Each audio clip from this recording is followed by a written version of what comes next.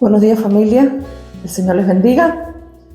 Estamos aquí hoy con la primera clase, la primera lección de métodos de estudiar la Biblia.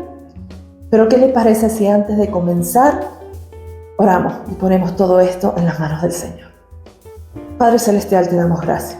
Gracias, Señor, por esta oportunidad que nos da, Señor, de estudiar tu palabra, de escudriñar las Escrituras y de descubrir esos maravillosos tesoros, Señor, que tienes, Señor, para nosotros ahí en tu palabra.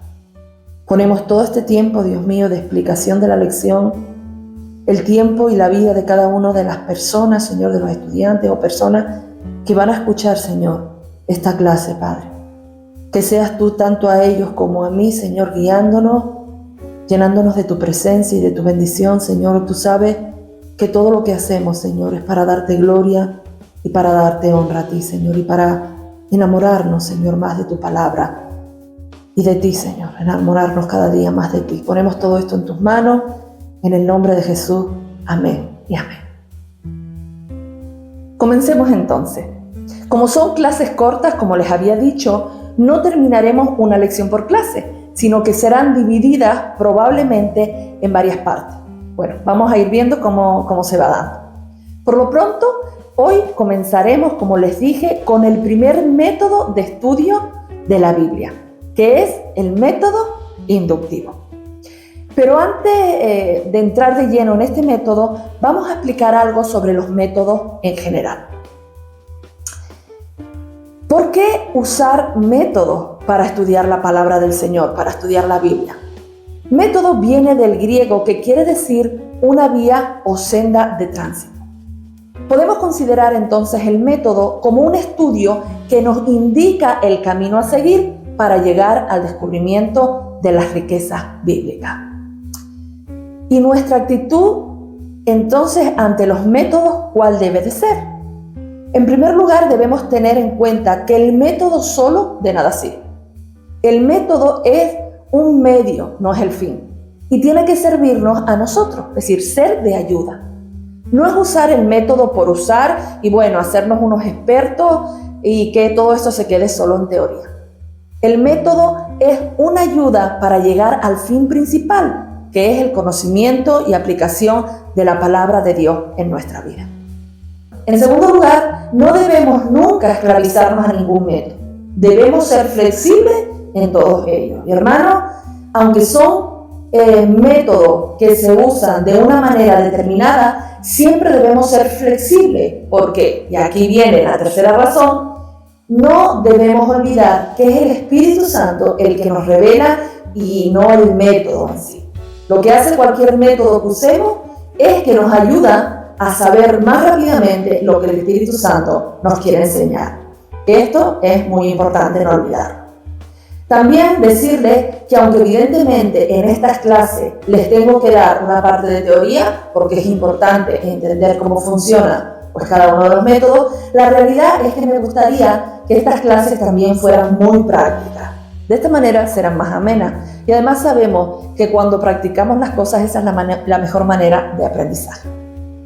Debemos tener en cuenta que mientras más practiquemos estos principios, más se quedarán en nuestra mente y por tanto podremos ir empleándolos con mucha habilidad. Durante estas clases haremos algunos ejercicios para ir aprendiendo, adquiriendo habilidad y que luego ustedes pueden practicar en sus estudios devocionales. Entonces, ¿en qué consiste esta asignatura? Pues consiste en aprender los diferentes métodos que hay de estudio bíblico. Aprenderemos a usarlo y a comprender los diferentes pasos en cada uno de ellos. Y la finalidad es que con el aprendizaje de cada uno de estos métodos puedas preparar un estudio bíblico sin el uso de otros libros que no sean solamente la Biblia. La verdad, esto es maravilloso. Como ya les he mencionado, existen diferentes métodos, pero en esta asignatura nosotros aprenderemos a usar algunos de ellos, los que creo que son a los que podemos sacarle mayor provecho. Cada uno de ellos nos ayudará a extraer el incalculable y rico contenido que tienen las Escrituras para nuestras vidas. Y así, pues iremos abriendo los tesoros hermosos de la palabra. Hay algunos aspectos que no podemos olvidar. En todo este aprendizaje debemos darle lugar al Espíritu Santo, ya lo mencioné antes.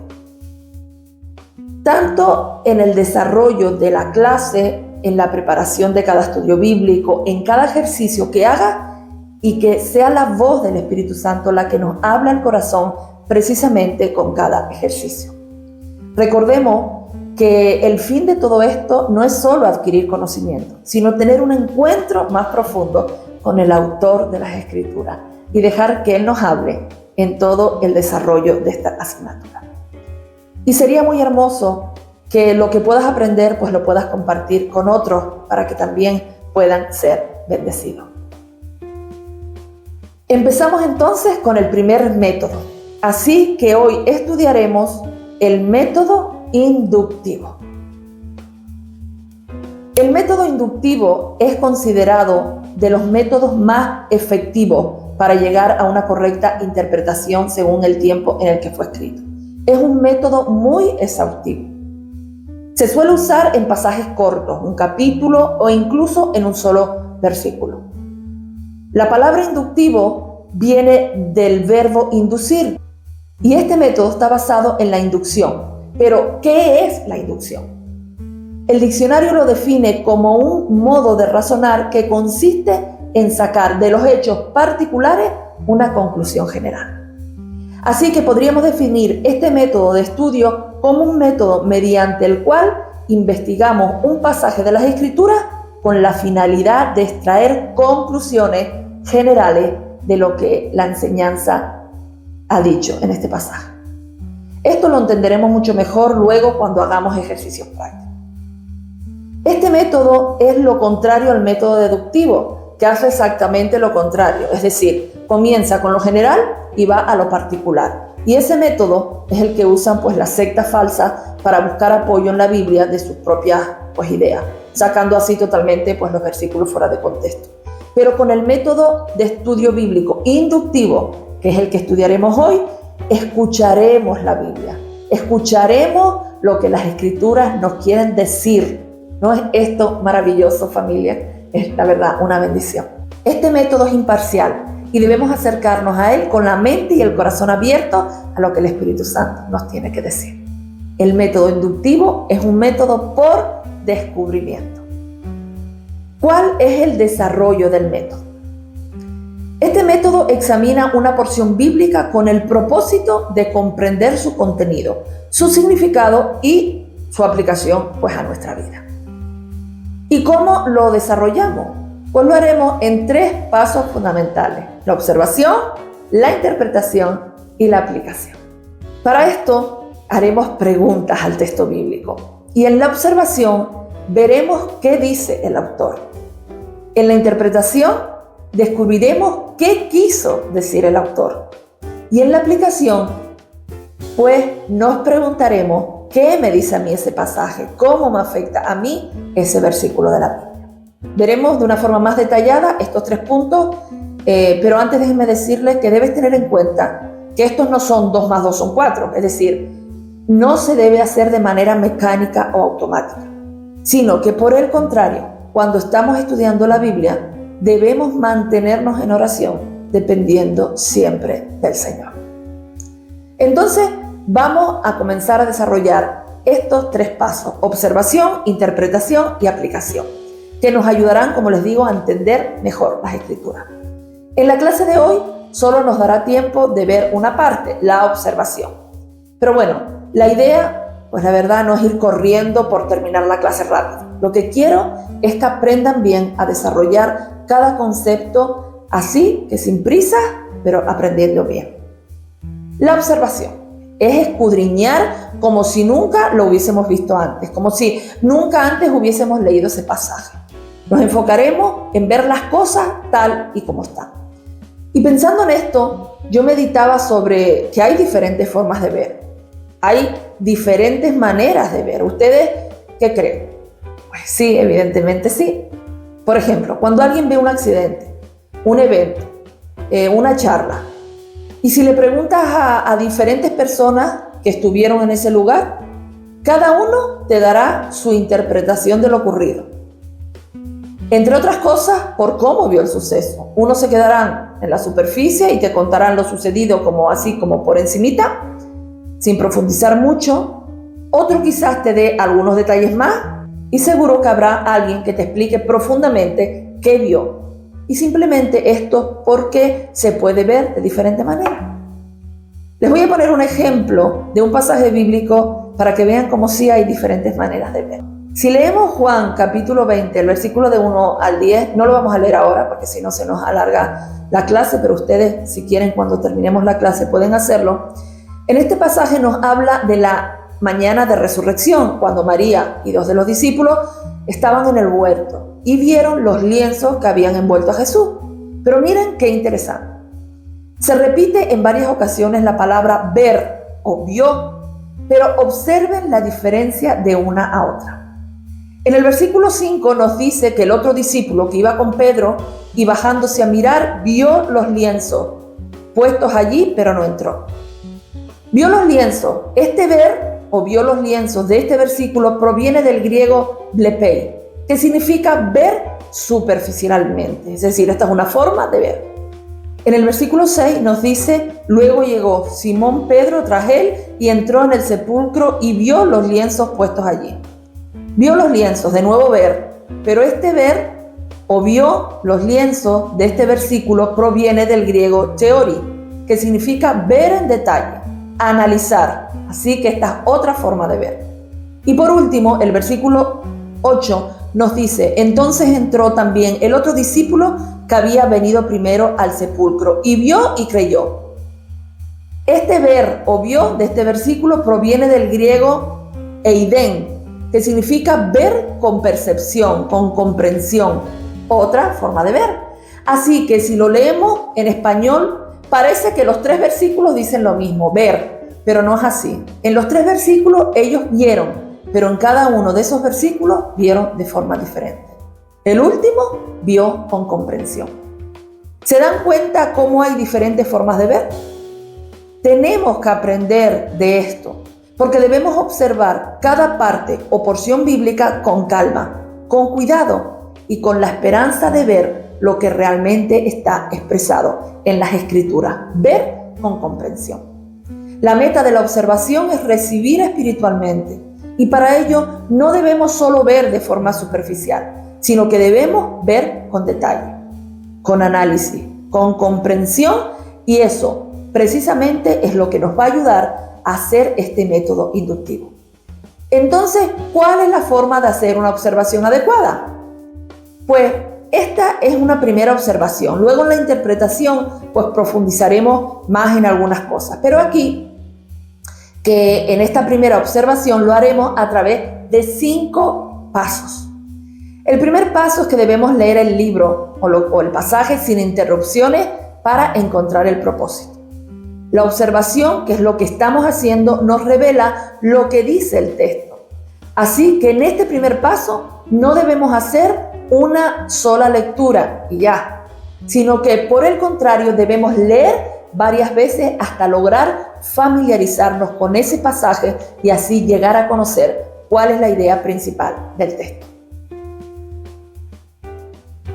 En segundo lugar, tenemos que anotar, es decir, hacer una lista de las palabras, frases, expresiones o ideas clave en el pasaje, teniendo en cuenta pues las palabras que se repiten en más de una ocasión. Hay que tener en cuenta que, bueno, en ocasiones no se repite la misma palabra, pero se usa un sinónimo. Por ejemplo, si un pasaje nos habla de las Escrituras o nos habla de la palabra de Dios, pues estos son sinónimos. Por lo tanto, están hablando de lo mismo. Así que tenemos que anotar también las palabras que se destacan en el pasaje, las verdades que sobresalen. Anotamos también personas, lugares, eventos importantes. También son importantes los verbos, ya que ellos nos indican las acciones que se van realizando o que se deben realizar. E incluso por el tiempo verbal pues podremos identificar si eso es un mandato, si es una promesa. Todo eso debemos ir anotando en un cuaderno, pues nos traerá claridad y hará que fijemos nuestros ojos de verdad en lo importante. Les voy a poner unos ejemplos para entenderlo un poco mejor.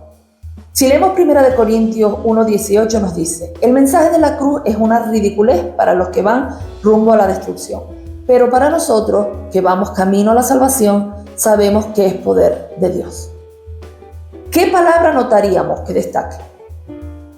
Pues yo creo que palabras como cruz, salvación, poder de Dios.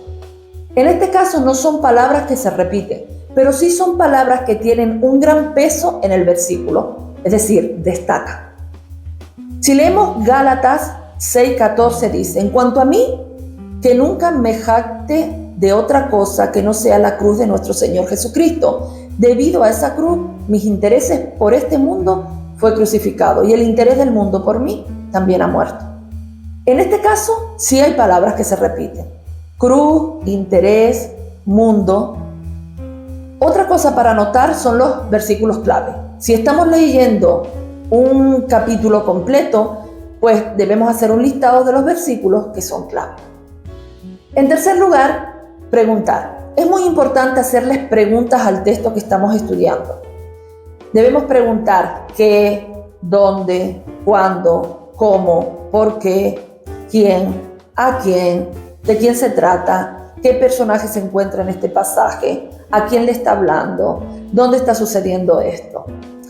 Y la verdad es que no siempre encontramos las respuestas a todas estas preguntas en un pasaje, pero sí muchas de ellas. Y no a todos los versículos le podemos hacer preguntas, pero si estamos estudiando, por ejemplo, un capítulo, pues busquemos a qué versículo sí le podemos hacer preguntas, porque obtendremos una respuesta. Es una forma de cavar y extraer tesoros hermosos. Con todo esto estaremos mirando el contexto en cuanto al contexto histórico, cultural, cuándo y dónde sucedió lo que estamos estudiando. Así que es muy importante para no interpretar de manera errónea las Escrituras. Vamos a poner un ejemplo aquí también para entenderlo mejor. Tomando como referencia pues los versículos que acabamos de leer, ¿qué podemos preguntar, por ejemplo, en el de 1 Corintios 1:18? Por ejemplo, podríamos preguntar: ¿qué supone el mensaje de la cruz para el que es salvo, para los hijos de Dios? La contestación sería, pues supone poder de Dios.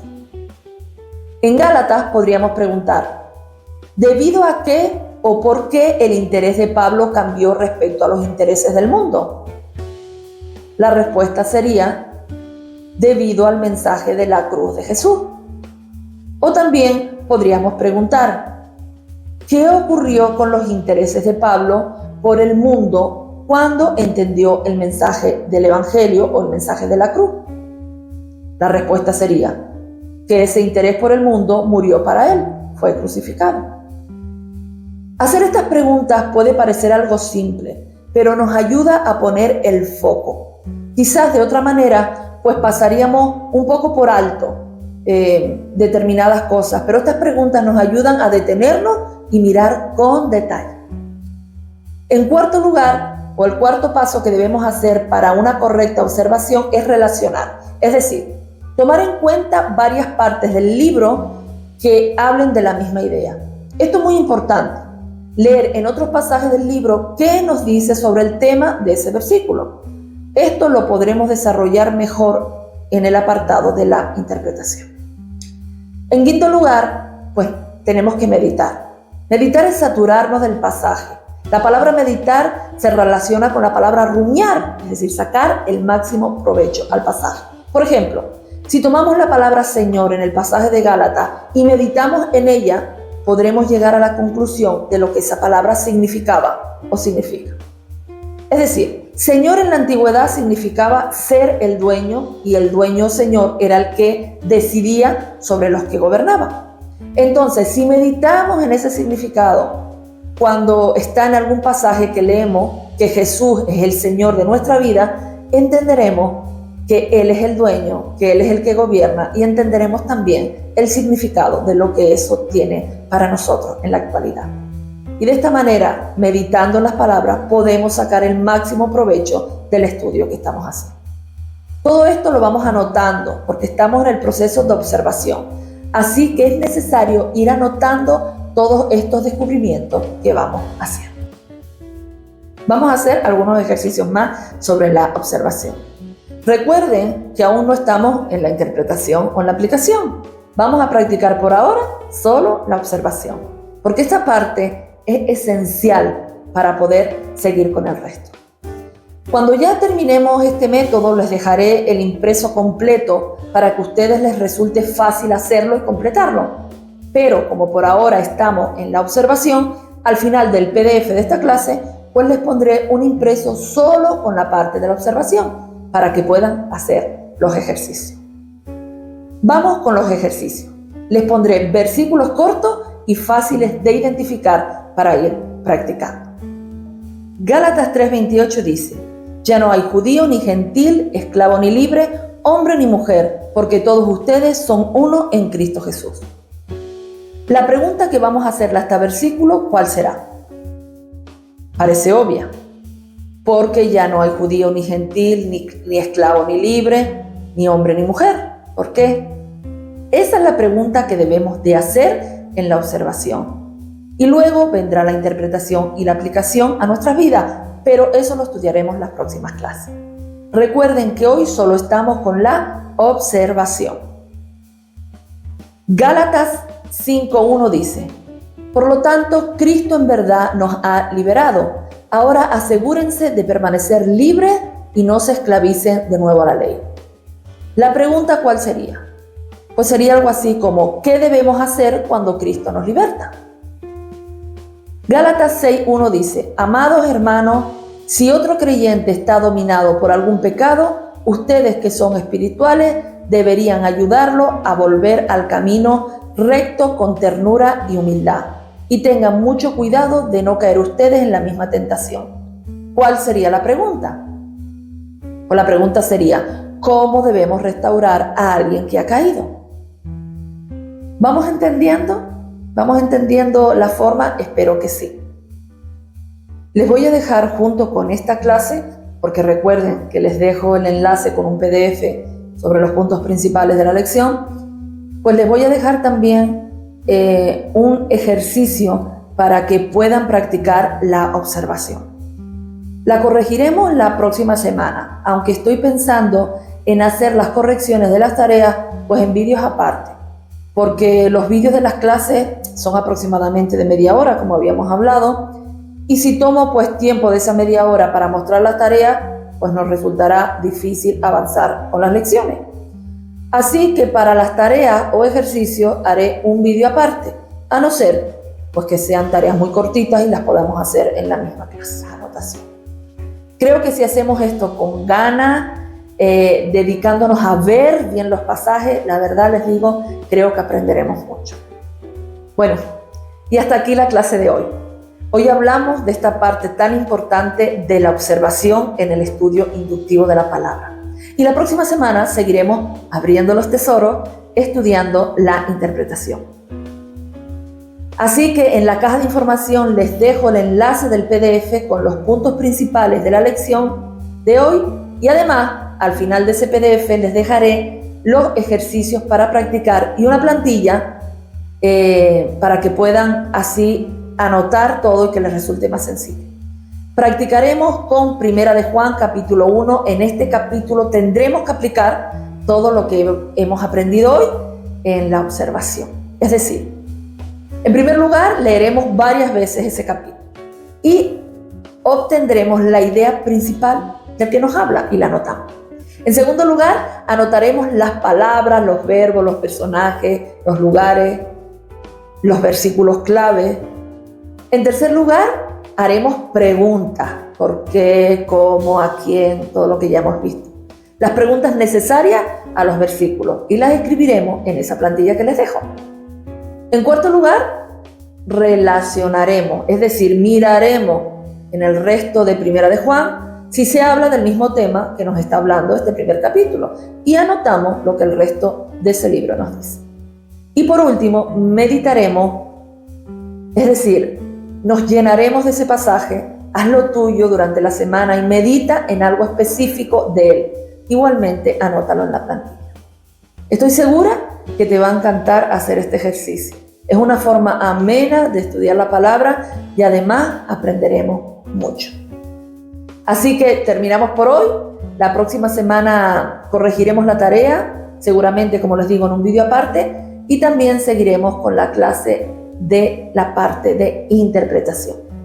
Yo solo espero que tengan tiempos muy bendecidos estudiando la palabra y abriendo los tesoros del Señor. Dediquen un tiempo, de verdad es hermoso. Puede parecer así en la teoría, pues un poco o simple o complicado, no sé, a algunos les parecerá simple y a otros complicado.